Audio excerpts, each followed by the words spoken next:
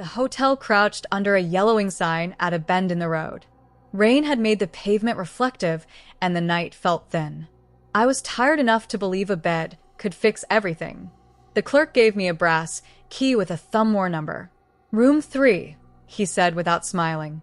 His eyes flicked away like he remembered something he should not say. The hallway smelled faintly of lemon and cigarettes. My footsteps sounded too loud. Room 3 opened into a small lamp and a bed with a carved headboard. A glass set half full on the nightstand. A ring of salt rimmed the top. I unpacked like a person putting down a burden. At first, the room was ordinary. The radiator clicked. The rain tapped the window. Then the radio on the table shifted from static to a soft voice that only the ear could hear. It shaped a name that was not mine. My laugh broke like thin ice and vanished. The mirror above the dresser fogged, even though I had not showered. When I wiped it, letters formed from the other side. Stay. I told myself it was the condensation or sleep.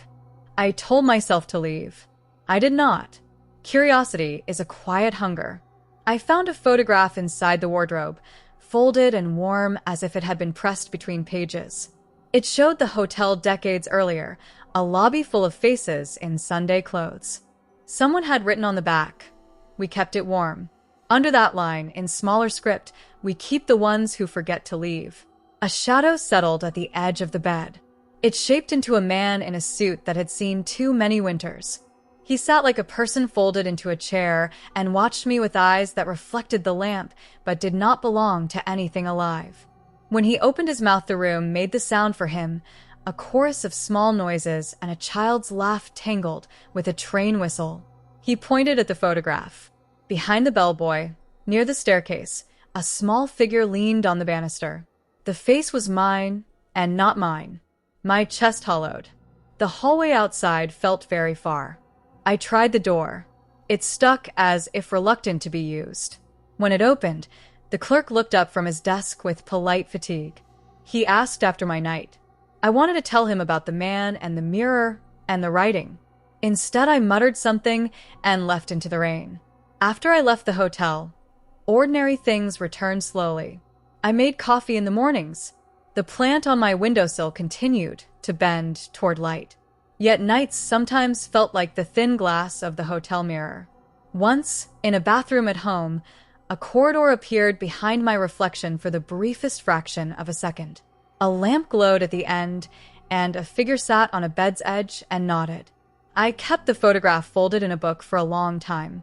The words on its back became a small bell in my pocket. They did their work. I learned to walk past neon signs and blinking motels. I learned to leave places while I still remembered how. Months later, I met the clerk again by chance at a bus stop.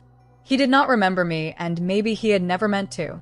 He bought a paper and folded his hands as if in prayer. When he handed me my change, he said, as if speaking to himself, "Rooms remember faces." His voice was small. His hands trembled. He would not meet my eyes. Once, the temptation to test the hotel came back like a dull ache. I drove past the bend at dusk and the neon bled red into the puddles.